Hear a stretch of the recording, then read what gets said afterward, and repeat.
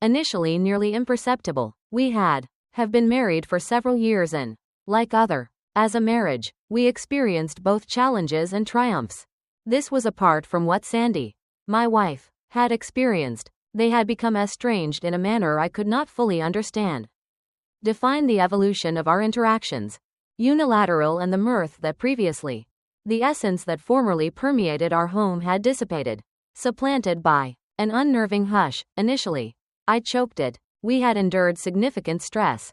Difficult period following the fire that demolished our former residence and relocated to my grandmother's residence was not quite her concept of a new beginning. Yet something, her demeanor indicated this clearly, was not solely concerning the fire. The minor events began to accumulate. She would arrived home late from work due to meetings. Her phone appeared to be non-existent at one point, nonchalantly abandoned on the kitchen counter. Her hand became an extension of hers. The screen is perpetually angled away from my position. Subsequently, there were the evenings she conveniently neglected to don her wedding attire. Ring, asserting she had been in haste or that it no longer fit appropriately. I attempted to disregard it. I reassured myself continually. The relationship experienced several phases, and perhaps we simply needed to navigate our way back to one another. However, it was not long before I realized that I was the only one making an effort. There were no dramatic elements in the tipping point. Resided in the trivial, commonplace instances. In the evening, I inquired if she liked to watch one of her preferred programs collectively, an activity we consistently engaged in. She regarded me as though I had made a request to her resolve a complicated equation. Nonetheless, I am fatigued, she remarked, not lifting her gaze from her. Later that night, I observed her laughter over the phone, guffawing at an on-screen occurrence. Thoroughly captivated, that was not the type of laughing that emanated from humor. Meme. It was the type that occurs when you are conversing with an individual who influences you. I could no longer disregard the feeling of being alive. Indications that she was distancing herself. And there existed. I attempted to reason in order to become someone else. Contemplating my own state of being. Exaggerating, yet the truth was confronting me.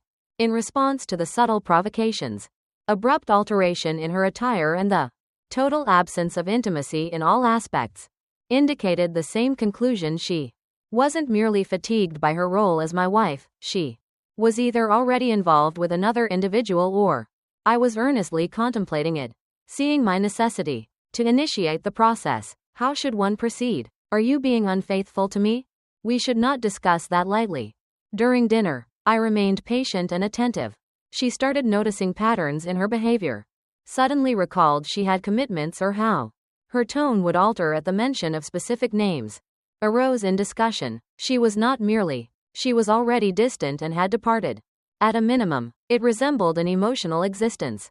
Contemplating the gaze of an unfamiliar individual. A portion of me had already acquiesced to it. She facilitated the process by treating me as though I did not exist, yet a portion of me retained. Perhaps granting her space may foster hope. She would find her way back. It was imprudent of me. Understand, yet after you have established a life with an individual for whom one does not relinquish without consideration, engagement, or so I presumed at. The most challenging aspect was not the mistrust arose throughout the waiting period. Anticipating her deception, I wanted her to acknowledge what I was already aware of, awaiting her sufficient concern to even. There was no point in concealing it. I felt as though I was existing on borrowed time, as though the engagement represented a progression towards the unavoidable, and fundamentally, I believe I was aware of the collapse that night. I appeared like any other upon my return home. Returning home from work as per normal. It was peaceful, it was winter and early. The darkness became everything more burdensome. When entering the driveway, something seemed amiss. Her car was not there and the garage and the porch light were extinguished. Typically, that would not have disturbed me. However, considering recent developments, with a gut twisted in discomfort, I walked inside. She called out for her. Initially, I believed she might have exited, but, as I proceeded, I observed her bedroom as I traversed the house. The light was illuminated as I ascended the steps. Discovered her positioned at the dresser, applying makeup. But this was not her standard rapid touch-up for errands. She was not attired in pants and a sweater, donning a new black dress. Unprecedented, it exhibited a greater hemline and neckline that revealed minimal. Next to her, a pair of stilettos awaited the highest heels. I had never seen her wear it when I stood in the. She stood at the doorway for a few periods, observing, was very concentrated on applying her vivid red lipstick to get first attention, and thereafter, it occurred to me that this was not merely a casual matter. This night out was intentional. While dressing up for someone, I felt a sensation in my chest. Although it was tense, I maintained my composure and refrained from raising my voice. I did not demand answers, rather, I inquired, "Are we proceeding somewhere?" Her hand halted. During the application process, she met my eyes, the mirror, and there was no glimmer of. Her expression conveyed merely displeasure, devoid of remorse. "No," she stated unequivocally, "I'm going out. I have a date," to which I did not respond immediately. She anticipated an explosion, verbal altercation, possibly accompanied by pleading. However, I remained stationary, gazing at her. "Did you hear me?" She emphasized her voice. I stated that I have a date and am heading out. My heart raced in the presence of another guy. Although I denied her the gratification of, I stated my tone, even though she disagreed, turned to confront me, arms crossed, evidently annoyed. "No, you are not going out during a date," I remarked, "at least not while we cohabitate. If you desire, observe another individual, yet prepare your relocate belongings and seek alternative accommodation. Once you are out, I will initiate the divorce proceedings, documents, and you may proceed as you choose." She emitted a caustic, bitter laugh, stating, "I am not." Upon departing, she remarked, "I appreciate this house. When it belongs to me, I will act as I like. If you continue to behave foolishly, I will ensure that I acquire the majority of the funds. Upon the sale." I inhaled deeply, clinging to the final vestige of patience. I suggested that we both benefit from your decision to reside with your parents till this situation concludes. You are the one who desires to exit, not I. Smirking, "I shall return in 30 minutes. She warned that you should not be present when I arrive. Retreat or I will contact the authorities. Inform them that you have threatened me and may have even resorted to physical violence. You already know that they will carry out the procedure. You for a duration of 48 hours. At which point I will replaced the locks." A frigid fury ensued. She genuinely believed she could win with me. "You're manipulating me with such ease." I erroneously expressed my voice perilously. "Remain composed. You believe you can intimidate me. Although I am not." She rolled her eyes, indicating her lack of intention to proceed, and resumed gazing into the mirror while murmuring. I exited after she applied her lipstick. In the room, her thoughts raced. She possessed complete strength and leverage. However, she misjudged my capabilities if that was her intention. To engage in unscrupulous tactics, I might adjust accordingly. My gaze fell onto the aluminum in the garage. A baseball bat is propped against the wall. The identical bat I utilized during the summer games. Among friends, I grasped it, sensing the weight in my hand signaled that her car was in park. Outside, I could nearly perceive her self-satisfied expression when she envisioned departing to rendezvous with her. My sweetheart is abandoning me to languish. This evening, I returned it to the garage and removed the battery and placed it on my workbench, featuring a single, substantial impact of the phone shattered into 3 pieces. I assembled the fractured pieces, returned to her purse without the battery. She was not contacting anyone this evening. Next, I seen a little packet of condoms in her possession. For a brief while, I contemplated puncturing them with a pin merely for disruption. I reconsidered my decision on her. She would likely merely accuse me of attempting to implicate her was not a burden. I required it by the time she arrived. In the kitchen, she was completely attired in black, high-heeled shoes and that absurd red lipstick. She regarded me with a blend of indignation and self-satisfaction, as though she has already triumphed in the twisted game she was unfolding. She remarked, indicating I opened the door as if I were an intruder. Remained stationary. Instead, I served myself a cup of coffee and reclined against the counter, taking a leisurely sip. "Wishes you good fortune," I said casually, "about your night." Observing her gaze, She inquired about what you had done. My voice is becoming sharper. I smiled and took the opportunity. Another sip. Why not verify your? The car I recommended had heels that snapped audibly as she exited the front door with force. Shortly thereafter, I heard her roaring in anger. Infuriated, she stormed back into the home, her cheeks flushed with fury. What have you done to my car? She exclaimed. I shrugged, maintaining a casual tone. Parked on the street. Anything could have occurred. What transpired? You scoundrel? She snarled. I will simply contact him to retrieve me. Proceed as you like. She gestured toward her luggage, indicating that it would be necessary. Your phone caused her expression to go immobile for a. Immediately, she seized the phone. She noticed something missing from her purse. Refused to power on. Her fury escalated. You have elevated the situation. You damaged my phone. Reclined and crossed my arms. Perhaps you need to have monitored it more attentively. At that juncture, she was virtually quivering with rage. She exchanged her heels for shoes and abruptly left the room, likely contemplating the possibility of knocking on a. I will borrow their phone from the neighbor's door. Observed from the window as she departed from, expanding from residence to residence. She was frustrated when no one responded, yelling upon reaching the conclusion. I leaned on the block. I waited while sipping my coffee at the counter. Recognized it was really a question of time before she located somebody eager to assist or obtained. Not sufficiently desperate to contact the authorities either. The manner in which I was prepared. She believed she was included. Control, nonetheless. By the time this night had arrived, she had come to understand the extent of her error. I did not have to wait long before. However, circumstances changed, albeit not in the anticipated manner. I anticipated that while sipping my coffee, I could perceive her heels striking the floor above me, followed by quiet, my signal to ascertain her activities. Looked out the window just in time to observe her approaching the garage. Was determined to persevere with her plans. I was familiar with Sandy. She was indeed impetuous, yet predictable. In her despair, she had already drawn a conclusion. Discovered that her vehicle was inoperable. She must have presumed I had departed. My Suburban, often referred to as the Beast, as she formerly was, designated as being stored in the garage. Anticipating the preservation of her evening, I was unaware that I had unplugged it. The garage door opener was addressed earlier as a precaution.